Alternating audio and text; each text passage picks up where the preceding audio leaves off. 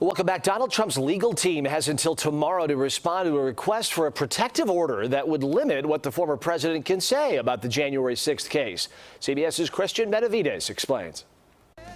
Former President Donald Trump will not let up his attacks about the several indictments against him, lashing out at those who are bringing them forward, like special counsel Jack Smith. You know, the man that's doing it, I really believe he's mentally ill. On social media Sunday, Trump posted there's no way he can get a fair trial with Judge Tanya Chutkan, who was assigned the D.C. case against him, writing that she should recuse herself. On Face the Nation, Trump's attorney said the statement was made in the context of the campaign. We expect a fair and just trial in the District of Columbia, and my role is simply to ensure that President Trump's rights, just like every American's rights, are protected. Still, the Trump legal team will look to move the case out of D.C. We would like a diverse venue, a diverse jury that reflects the characteristics of the American people.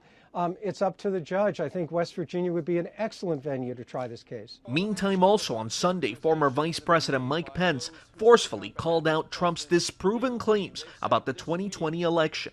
There was never any evidence of widespread fraud that would have changed the outcome of the election. I don't think anyone who ever puts himself over the Constitution should ever be president or should ever be president again. Despite Pence's comments, Mr. Trump's attorney said the former vice president will be one of the best witnesses for the defense. Trump's most fervent supporters, meantime, remain unwavering.